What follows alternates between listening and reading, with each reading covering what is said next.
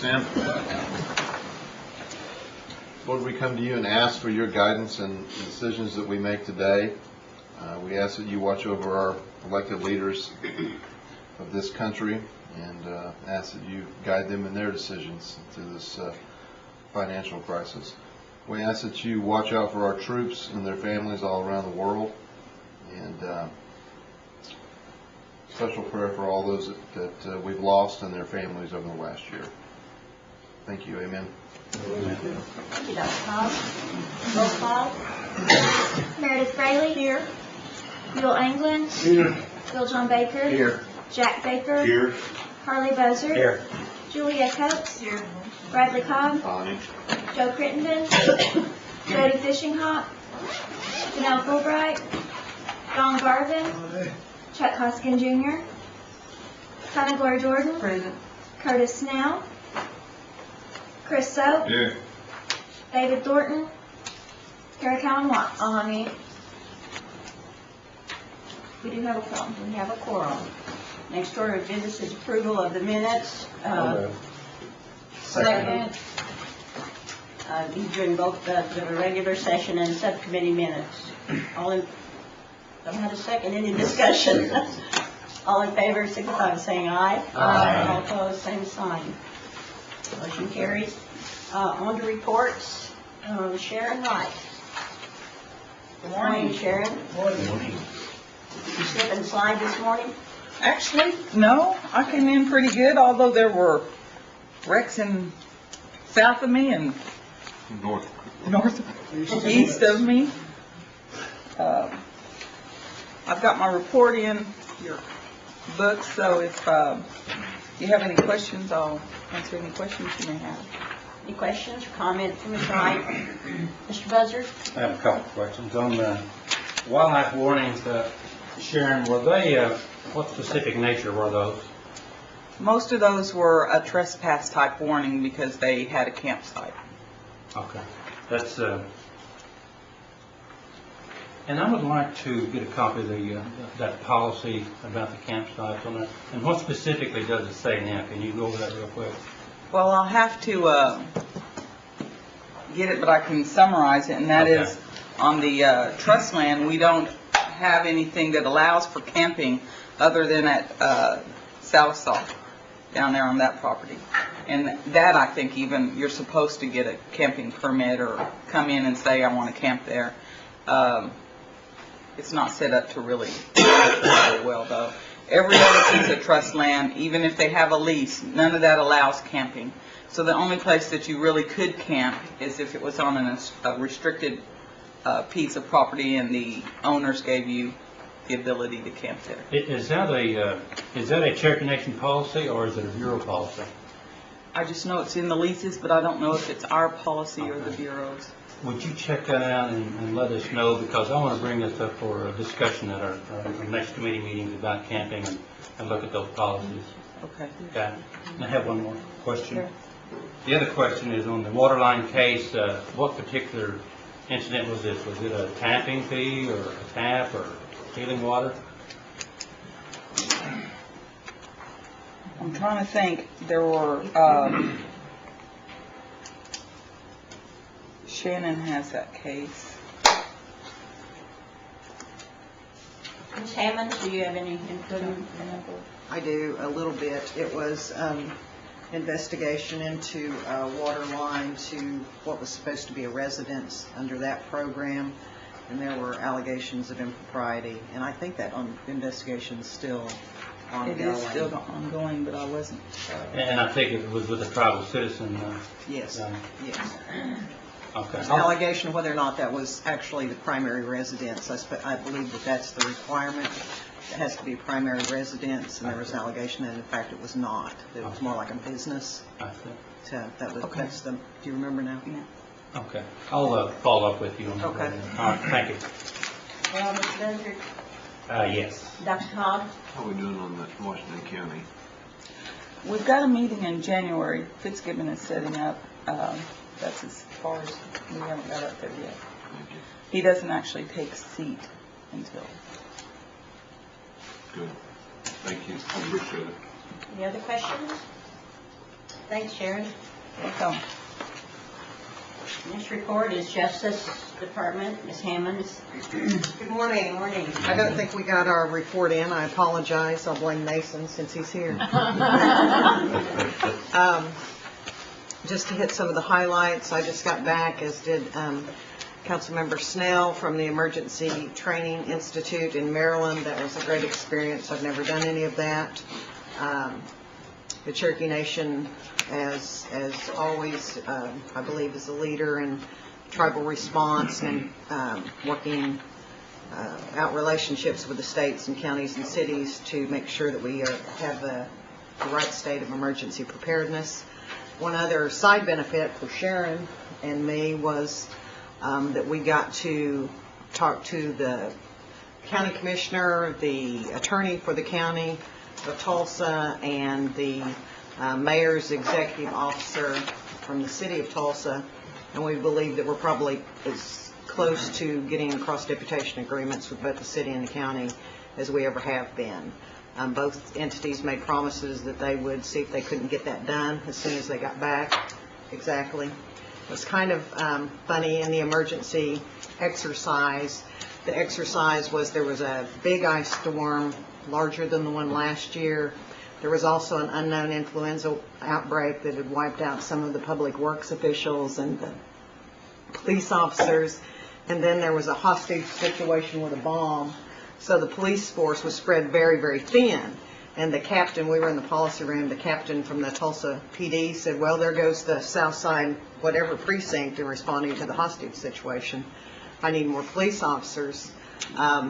And the mayor's office turned to me and said, does Cherokee Nation have any? And I said, well, yes, we probably have 3 or 4 units in that area. And she said, can you help out? And I said, no, we can't. And they said, why not? And I said, because we're not cross-dep. They're not police officers. And they said, well, can we do an emergency cross-deputation agreement? And I said, you bet. We've been trying to do one for a long time. So in the exercise, that came up, and they saw the need for it. And in the exercise, we got it done. So I thought that that was very beneficial. I hope that that comes to fruition. Other things that we've got going on, we filed last week, or we didn't file, we submitted an amicus brief, a friend of the court brief, in the appeal by the United Kituwa Band of the HUD decision not to fund them. They get the base funding that every tribe does, but then HUD reconsidered and held that they were not entitled to the additional funding that you have to have a Indian country geographical base for. We support HUD's decision. We filed a friend of the court brief in that. We'll see whether or not the court accepts it. The other big thing that we have going on in our office, of course, the chief mentioned to you last night, is the poultry lawsuit. The poultry defendants filing that brings to the forefront our ownership of the land, of the water rights northeastern Oklahoma. The state filed its brief electronically late last night. We haven't got a copy yet, Mr. Hembry. I've been keeping your counsel informed, and we'll get a copy of that brief to him. Then we have to decide what to do. Do we do nothing? Do we jump in and become a party? Bring in maybe the United States, or do we do something, somewhere in between on that spectrum? Is this the case where we really throw it all on the line and say, yes, that water's ours, or do we negotiate with the state? What do we do? So it's a very complex issue. We've been talking to some experts that we've had looking at the issues for a number of years. We've been working with the chief's office and talking to Mr. Hembry, and we'll come to some sort of decision on what to do, and we'll keep you apprised. Those, I think, are the highlights. Other than that, business as usual, ICW cases, foreclosures, criminal cases. Lots of those things pick up around the holidays, unfortunately. Be happy to answer any questions. Any questions, comments? Mr. Buzzard? Diane, you weren't here last month, but I think we'd ask Ms. Smith, or Ms. Jordan maybe asked Ms. Smith last month about the dates on foreclosures on some of the Indian housing stuff here. We didn't see it. I certainly want to keep on top of that because we have some money in the IHP plan to actually look at those foreclosures. So we'd like to know, when those are going to be coming up for sale. Oh, okay. Okay. And keep us abreast on that. There's So some the dates of unscheduled- the sheriff's sale? Yeah, the sheriff's Okay, sale. okay. Will do. Ms. Shorten? I think we wanted you to add to Mr. Morton's list a column so that it would show the sheriff's dates that are coming up. Did we do that, Lisa? Did we add the sheriff's sale to that little report we did on the foreclosures? I can send them, or make a list of them. But we haven't yet. We'll do that. Any other questions? Thank you. Thank you. Election Commission, no one here, we have their report. Item 4 is Tax Commission, Ms. Webster.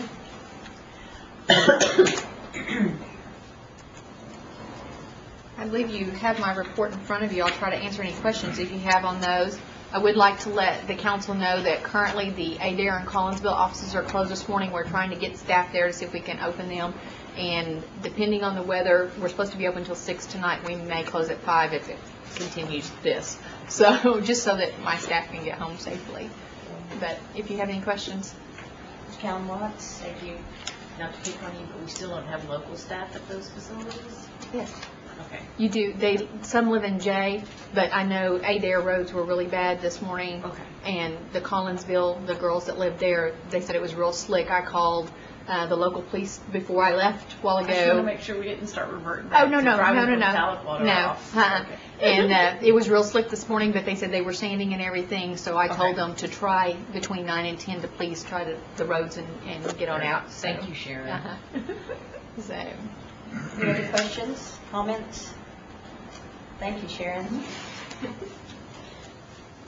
Vicki Henry is ill. She was unable to be here. Melanie, did you want to have any input on her to report? I believe you should have her report in your packet, so I'd be happy to answer any questions you might have about any of those issues. What was that dispute with, I think, the Department of the Interior and Lloyd resolved it for you? Yes, we have a multi-year funding agreement with DOI, and the way it's supposed to work is that each year that in that multi-year funding agreement that you just attach a new spreadsheet with the new numbers on it for that year of money, new appropriations. Well, we had a continuing resolution, which means the federal government only gets a percentage of its money, and so they're supposed to pass on that percentage to the tribes. What they were attempting to do is trying to force us to agree to new footnote language that we didn't agree to, and then also force us to agree to take some of those line items out that were in the previous year's agreement on no basis, because they received money in the CR for those line items, so they should pay them to the tribe. So we had this dispute, and every other tribe in the country fought that same kind of dispute, but they held out as long as they could, and you just can't continue to provide programs when you don't have money. And we're fortunate because of our size that we're able to do that. So we fought the battle. We basically said, look, this is against the law. If you persist in doing this, we're going to have to try to get a deck action against you and force you to act. And so that all of a sudden changed their minds, and so we got an agreement, and we've gotten paid, I believe, now. So fortunately, we didn't have to take any further than just a letter from our attorney saying, pay up or else. So that was good. That was Lloyd Miller. Yes. Yes. And what was good about that is that the law provides that you can take a very quick action and try to get injunctive relief to force them to act in that case. And so it would have been a very quick turnaround. So that was good. Lloyd does good work for us. So Do you have any questions or comments? Yes, Mr. Buzzard? Just a comment, Melanie. As Diane was saying a while ago, that there's going to be a hearing for the HUD funds as far as UKB goes. And I think you're fully aware of the DOI funds and another one of our departments, too, that could have some ramification of that outcome of that case. So it I just want to make does. sure It does, because as Harley's pointing out, the HUD formula is used for purposes of roads funding. So if we it's all tied together. So if UKB prevails in HUD funding, then it turns into roads funding as well. And so, of course, that's double whammy, and we want to protect against both of those. Exactly. Thank you. Thank you. Any other questions? Thank you, Melanie. Madam Chair? Yes. I should have done this at the very beginning, and I know that our constituents probably enjoy sitting through our meetings, but I believe that Mr. Mick Weber is our only nominee that's sitting here, and he probably needs to return to his business and the roads and such. So if the body would indulge me, I would appreciate moving item number 3 to the immediate attention so that we can consider him and asking questions of him and conduct that business so he might be about his day. Second. Moved and seconded that we amend the agenda to include Mr. Weber. And if you, all in favor, signify by saying aye. Aye. Opposed, same sign. Thank you. Good morning. You. My name is Mick Weber. I'm a Cherokee citizen from Rogers County, Claremore. President and CEO of Hydro Voice Boat Lifts. Small employer in Claremore. We have 6 operations throughout the country. Also, I'm on the CNE board. And you have the resumes, I think, of my past are in front of you. And I'm certainly honored and pleased to serve in the role that I do in the service body. I'd like to make a motion to approve his nomination. Moved and seconded. Any discussion? Any questions of Mr. Weber? Acclamation. All in favor, signify by saying aye. Aye. All opposed, same sign. Thank you very much. Thanks for coming. Item 6 under reports is Gaming Commission. Mr. Hummingbird. Nice to see you again, Jamie. Nice to see you. Glad to be here. I don't believe we were successful in getting our reports in. So I come to make amends.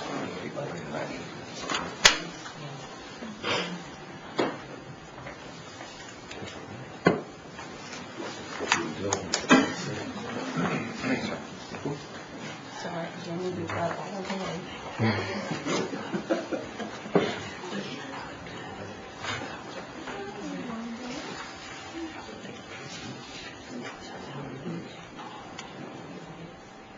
Oh, I'm happy to report that. Oh, I am so sorry. Actually, we can get Gordon arrested. was going to present for you today. So that you get all of them.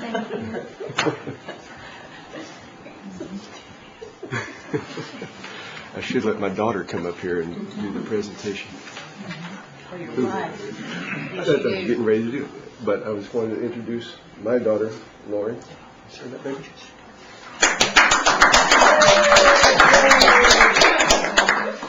Their class starts a little bit late today, so she get to watch Daddy work for a little while. The council may recall that a couple of months ago I gave a report about the expansions at the Catoosa and the West Alum Springs facilities. And I think you might recall, too, that I said if I can make it through with just a black head of hair instead of white head of hair, I'd be doing fine. But I'm glad to report that my staff helped me come through with the pledge that I wanted to keep with keeping the black instead of the white. No offense, Bill John. Sorry. But and if the commission, if the council has not had the opportunity to go check out both locations, I would highly encourage you to do so. They're fantastic facilities. The Catoosa location we were able to get up and running yesterday afternoon. We had an exciting last 6 weeks. My staff has come through with extremely flying colors. They have brought 2 facilities up to the point where they're being offered to the public, and we've been able to offer 800 new games at our Catoosa location, and we opened up a brand new facility at the West Alum Springs location, none of which could have happened without their hard work and dedication and that of the CNE employees as well. So I just want to congratulate them on their hard work. The commission is right now going to be taking a little bit of a breather. We've got a little bit of time before our next expansion and our next advancements at our other locations. But we will be trying to give my staff a little bit of a break over the next couple of weeks. But I believe we have in the report, we have some updated numbers. The reports that come through for the machine counts do not include the new machines at Catoosa. However, the report that you will receive in January will contain updated figures for that. So with that, if you have any questions. Yes, Ms. Pam Watts? Thank you. I hadn't had the opportunity in a smaller setting to address publicly some of the issues that I'm reading about in your report, but I've heard concerns from folks in the community that were actually at the facility when the power went out. So I'm quite alarmed to understand some of the details of your report, that number one, you weren't contacted, because I also understand there was an additional incident at the casino, even though it was our hotel that I think was affected. Yes. I would assume that the Gaming Commission would have probably also been alerted just because of the surrounding. Correct. And then I don't think that that part about the evacuation is necessarily true either. And so I'm concerned about what you were given, the information you were given. Right. The incident did occur on Thanksgiving evening.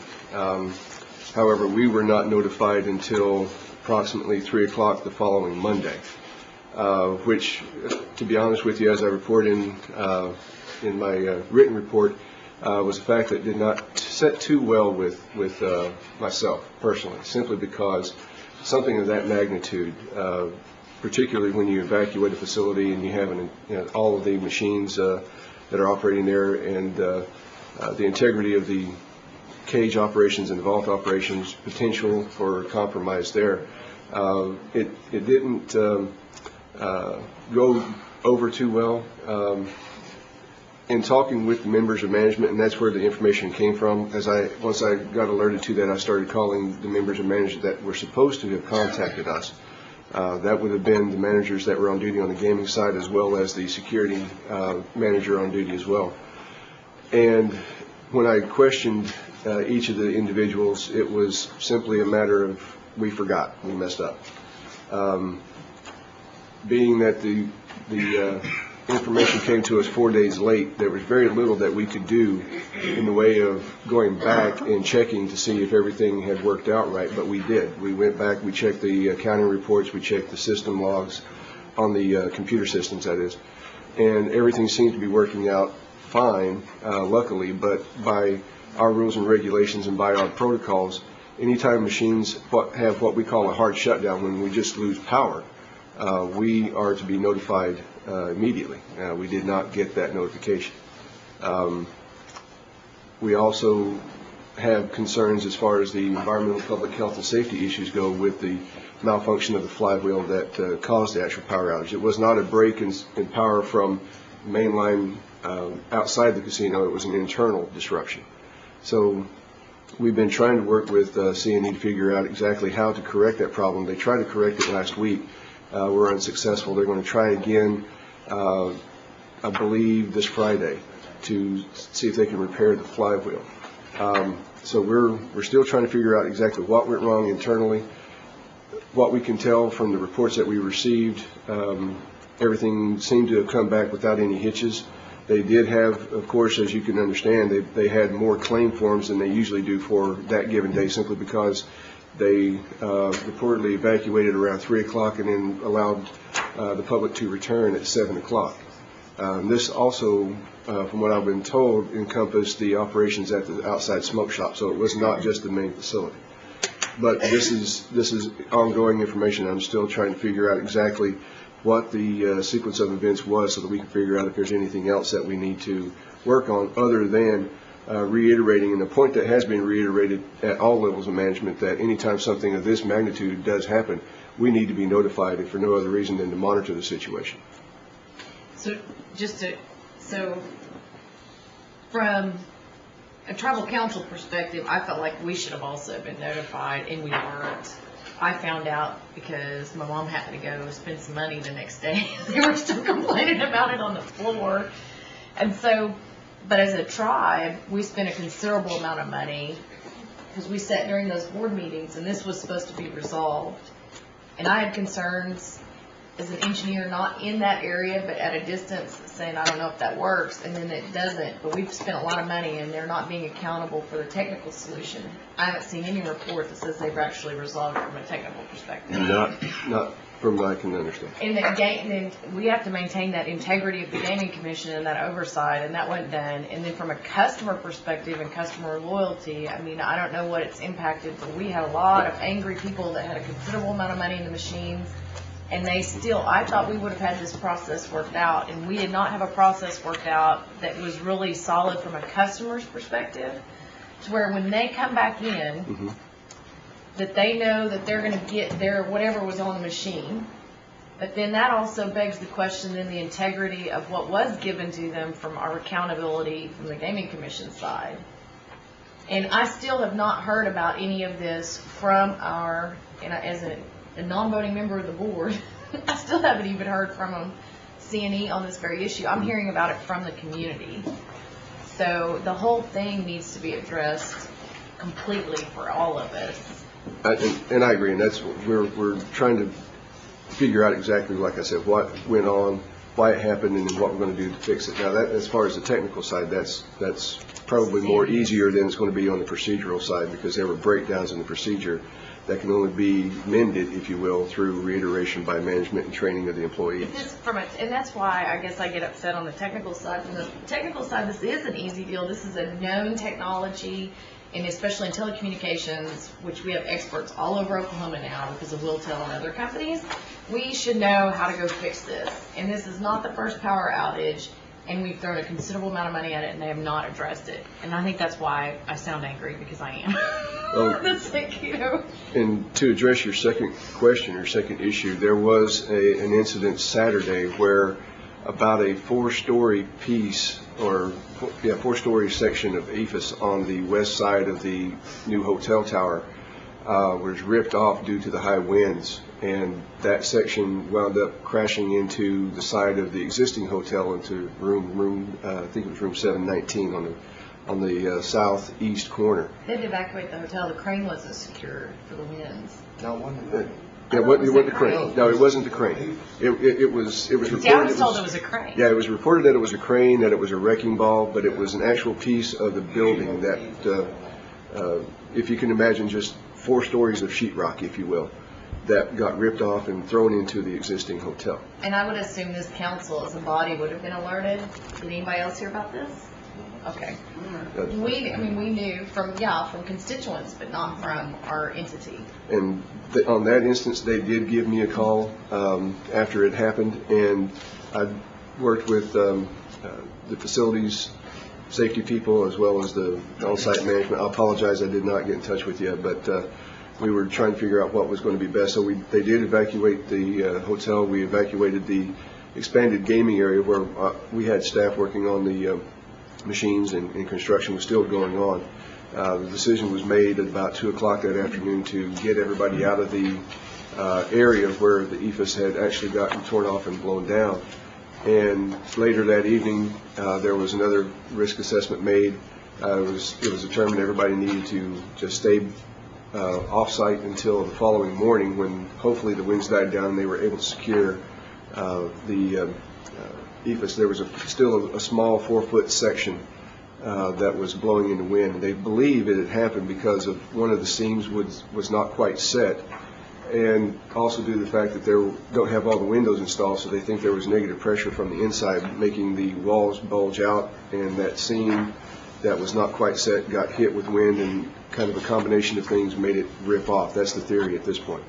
But that section has been, room 719 has been covered. It did not penetrate the interior walls. It did penetrate the exterior walls, but the exterior wall has been covered to shield it from outside elements. The EFIS on the west side of the new hotel tower has not yet been replaced, as you can imagine. It's going to take some time to fix that. And there were some steel beams, not the main girders, but more like steel studs that were along the bottom close to the existing hotel that were bent due to the debris falling and hitting it. So the safety staff from Flint Cove, from C&E, from the commission, not Stacy staff from us, but we've had a safety review done as late as yesterday. And we were also up there Sunday morning to review the damage. And it had been localized to that one area so that everybody was allowed to return Sunday morning.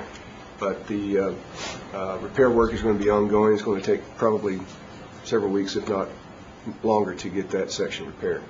I apologize for not letting you know, but there were no injuries. That was the first thing that came to my mind was when I heard there was a section of the hotel that had got blown off. Was anybody hurt? So there was no construction, no staff, and no patron injuries in this one.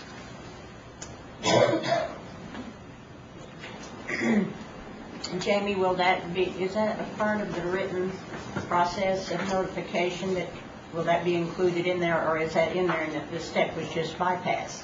It is in there for the games. Right now, it's not specifically included for anything on the environmental, public health, and safety, but it will be. We have new regulations that we do have to go by to certify the facilities as being safe for the gaming public as well as the employees. That was one piece that was not included in the federal statutes and the federal requirements, but we will probably go back and refine those requirements and include a notification piece in there to us so that we can have our own people go out and assess anything that may be reported underneath those. So. Any other questions, comments from Mr. Hummingbird? Mr. Buzzard? Oh, no, Buells, and then Harley. Jamie, I have a couple questions. Will Flintco's insurance general liability be responsible for the damage to our existing building? I don't have an answer, but I can find that out. I'm pretty sure it will, but I'll need to verify that. Would you check on that and make sure that they're not going to be given a change order to the repairs to the new construction that they're doing now? Because I know it's a design build, and I think we could be on the hook of paying out some high dollars on that. Then the other question I have, I happened to experience the outage on Thanksgiving evening because we just happened to go by there, and the people was not evacuated from the facility, so I don't know who gave you that information. And then the other thing is the new general manager, is he the one that's responsible for calling you, or do you just rely on everybody in the casino to give you a call to let you know something like that? Well, if the point of contact. If the general manager himself is not on property at the time, then it falls to the manager that is on duty. The same with the security manager. If he's not on property at the time, it goes to his next in command. And those are written out in their policies of procedures for contacting individuals. It goes to emergency services and law enforcement first, safety second, and then us. And I think that's a good order. But those two levels of management, to be honest with you, and I'm just going to give them the benefit of the doubt, I think they got caught up in the moment, making sure everything else was okay, and did simply forget, but that is really something that really shouldn't be forgotten, because we do have responsibilities for those machines to make sure that everything does come back like it should. But in short, it should go from the manager down to his next in command if they're not on site. And I have one more just follow up to touch on what Kara said earlier. And I talked to Gina a little bit about this yesterday about some of these things that happen like out there. We don't want to know when everybody falls and breaks a leg or whatever, you know. But on the that was absolutely what I heard was the crane broke and the ball went into the building and was just banging and clanging and knocking it down and you know, we're hearing this from constituents and we didn't know anything about it. Is there any way that we can just have just something to tell us, like if it's the ethos that just fell off, or? Yeah, We need facts. Man, that stuff just runs rapid out there. Yeah, in fact, the same thing was told to my staff, and that's what they told me, was that there was a wrecking ball that hit it, and I'm thinking, you know, there's not a wrecking ball out there, so. But, you know, you hear something and it'll evolve as it gets told. But I did send my commissioners a notice that evening, letting them know exactly what sequence of events had been told to me. I don't see a problem in making sure that the council is notified on that, because you'll be hit with the same rumor mill that we will, I would suppose. Oh yeah, absolutely. If not more. Coming down. Okay. Al, you, That's all, thank you. Mr. Buzzard? Just a couple of comments to me, and one, Buell had asked about the insurance. The other one is about the notification of tribal council members. It's kind of embarrassing when you have people call you and you don't know what's going on. So I addressed that too. The other thing is, I know we pay our employees at the casino big bonuses, and I hope this shows up as something that they can remember that by. I'd hate to see somebody that's in charge of reporting stuff like that to get a large bonus for a job that you're supposed to be doing, and that's just a comment. But I want to make sure that the council people know and the people at C&E knows. You know, we get bonuses for people that does outstanding work, and to me, this was not outstanding work when this happens like this. So those are just my comments, Daniel, hope you pass them on. Thank you. Todd, did you have something you want to? And these are, fantastic questions and questions that should be developed through the committee. However, these questions need to be directed to the C&E individual who will be here in executive finance. It is the responsibility of all the entities, Gaming Commission and everything, when they give these reports to the Rules Committee, to the Executive Finance Committee, to make you as representatives of the people aware of all situations, both good and bad. Obviously, this is a situation where the communication broke down significantly, and we may want to remind all individuals who report toward these committees to be forthright and have full disclosure of the activities that happen at their facilities or organizations. Mr. Gahn? I'm going to save my question for the next meeting. Ms. Cal Watts? Thank you. Okay, I have a gaming commission question. So we've been having lots of phone calls about folks that may have had arrests or felonies, and they're in non-gaming positions that are now under review by the gaming commission. Correct. And have been removed from their job until a hearing is held or such. Okay. Can you explain to me under what law, what prompted this, what law, what's the time process that they should expect, how quickly should they be processed? Okay. Do they have any recourse? Yes. Okay. Take me through the deal, because I'm getting multiple phone calls. Okay. Make it brief, would you? Yes, ma'am. And there's lots of people from Mays County, so I don't know what they're doing over in Mays County. The commission has essentially 4 levels of licensing, 2 of which are covered by federal statutes and tribal statutes, as well as compact provisions. And those are key employees and primary management officials. Collectively, they're called covered employees. The other 2 levels of licensure, work permits and support licenses, what have been called non-gaming employees. The commission is required under the 3 levels of statute, federal, tribal, and the compact, to do background investigations on the key employees and management officials.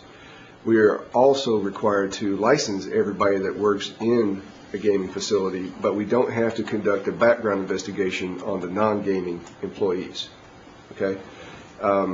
However, the commission has viewed the granting of a privilege of a license as being something that does require a level of background investigation. So for the work permits and the support licenses, they have instituted a lower level of check, if you will, to make sure that whoever is applying for these quote-unquote non-gaming positions are suitable for that type of job. To give you a quick for instance, if you have somebody that is working as a housekeeper or in the hotel area, you don't necessarily want to have a person that has theft or robbery charges or anything like that working in your hotel. You don't want somebody that has, car theft on their record being your valet. Those types of things that we do look at. Now, for the compact provisions, where they differ from the other 2 is the fact that, as the commission interprets it, the individual, if they have a felony conviction, that means they've been found guilty by a court, they've played no contest, received a suspended sentence, or actually did jail time, those are considered convictions. Deferred convictions or expunged records are not considered convictions. But those that do have convictions for felonies, by the Commission's interpretation of the compact, they cannot hold a covered gaming employee license, which is key employee or a management official. That's not necessarily the case for the support licenses or the work permits. The commission has discretion there. We do have criteria that is set up for each of these levels of licensure. And when the commission takes a look at an individual for a non-gaming position, if they are a convicted felon, that doesn't mean that they're automatically going to be excluded. The commission does have discretion, and they can take into account every aspect of the individual background, including their character, reputations, and habits. So just because I might have a felony doesn't mean I can't be a valet or a housekeeper. But if I have multiple felonies, or if I have multiple felonies, or a long list of criminal activity, if I'm basically somebody that's not somebody you want to take care of your property or your assets, then the commission can take all of that into account. And we have done that in the past. We have some people that have had felony convictions that are working in support licenses and in work permit positions, but none that are working in key employee or management official positions. What is an electrician considered? An electrician would be, I believe those are labeled as a support license. Any other questions? Madam Chair, Speaker, there is a particular, and I'm not clear what we're able to do, but, and this is not Jamie's, but the Gaming Commission, I believe, has ruled against a Cherokee tribal citizen who's an electrician journeyman at the casino, who is a felon from like 25 years ago. 25 years ago, that wasn't about theft and such, and he's clean record since then, and he's an electrician, and they're not going to let him come back to work. So do we as a body have any recourse, or what is there to do? I mean, it just doesn't make sense from what I know about the situation. Policy. Well, going to the question on recourse, if an individual is denied a license, or through our process, they are given a hearing. If they appear and the commission still determines them not to be suitable for a license, they have the ability to appeal that decision up to the district court. And so there is due process for everybody that goes before the commission. Thank you for your indulgence, Madam Chair. And likewise, what Mr. Hummingbird said is correct after the due process of the individual. Counselor Calvin Watts asked if there was any recourse from the legislature. Well, there's no direct recourse. The recourse that any of y'all would have is to propose a bill or to propose an amendment to the law, making more direct or acquiring new due process, or even saying that convictions past a certain year are not to be considered. That is within the realm of the legislature to do. And going to Kara's question on the recourse, the commission has a laid out process that whenever we notify somebody that they did not meet the standard for a license, they are giving all of that information. So if they choose to pursue it, they can go the appeal route through the district court. But after 30 days, if they don't do anything, then the decision becomes final. Thank you, Jamie. Was there anything else? Not from me. Okay, appreciate your report. Thank you. Mr. Hembry, notification. Notification. I received in 2 more titles yesterday from the Attorney General staff. It is progressing very quickly, and as per the edict from the Judicial Conference the other day, it will be ready in January, and it is obviously on the front burner. Thank you. Diane, is there anything to report on GEG? Do you have anything further on GEG? We don't have anything new. Okay, thank you. Thank you. Under old business, mortgage foreclosures, discussion only. Who next? Mortgage foreclosures. Madam Chairman, in the interest of time, we pass this until next month. Second. I have a motion and a second. Any discussion to table this to next month? All in favor, signify by saying aye. Aye. All opposed, same sign. Mr. Baker. Madam Chairman, under new business, I would like to make a motion to pass in toto Jennifer Barger to the Gaming Commission, the Gaming Commission, Jay Hanna to the Cherokee Nation Enterprises Board, Dave Tipicani to the Enterprises Board, Warren Ross to the Industries Board, Charles Plunkett to the Industries Board, David Ballou to the Industries Board, Jay Hanna to the Cherokee Nation Business Board. In toto. Second motion. Moved in second, any discussion? Mr. Crittenden? Well, did you want to include this Michael Weber? We've already done that. You've already done that before I got Yeah, here. he was here, Sorry. so we moved him to front. Okay. Any discussion? All in favor, signify by saying aye. Aye. All opposed, same sign. Motion carries in toto. All items through item 8. Okay, item 9 is a resolution ratifying litigation in the District Court of Columbia for claims pursuant to the Native American Housing Assistance and Self-Determination Act. Melanie. Thank you, Madam Speaker. Just right off the bat, a couple of corrections. If you read this carefully, we look a bit schizophrenic about what district we're filing in. So if you, in the title it says District of Columbia, it should read District of Colorado. And so that matches the be it resolved section now. So the Fort Peck case is a case in the Northern District of Colorado, and what it is a tribe took a case forward some time ago, Fort Peck tribe, against HUD, and they alleged that HUD improperly administered a formula. Moved in second, any further discussion? All in favor, signify by saying aye. Aye. All opposed, same sign. Motion carries. Number 10 is a resolution in support of a child abduction response team. Mr. Soap.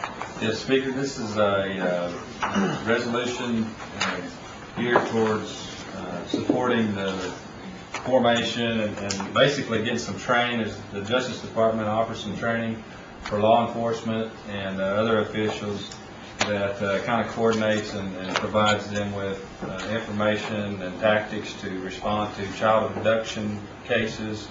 This is available in Indian country, and so I would move that we would support that effort to form a Moved in team second, here at any Cherokee. further discussion? All in favor, signify by saying aye. Aye. All opposed, same sign. Motion carried. Item 11, because we have several people out, and I think we should all have input into this local mileage policy. There is no written policy. It's just all by hearsay. I hear we aren't supposed to charge within our district, and I hear that half of us do and half of us don't. So to make it a level playing field for everyone, I ask that we table this and get input from everyone. Mr. Baker? I'm sorry. Table. Oh, okay. Got it. Item 11. No, I've got something after that. Motion's table and a second. All in favor, signify by saying aye. Aye. All opposed, same sign. Motion carries to table. Mr. Baker? Yeah. The, last night, the tobacco legislation, which committee was it moved to? Executive Finance. Executive Finance, okay. I just want to make sure. Thank you. Any announcements?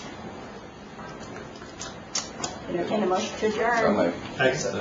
Moved second. All in favor, signify by saying aye. Aye. Opposed, same sign. Mr. Baker, when? 10 minutes. 10 minutes.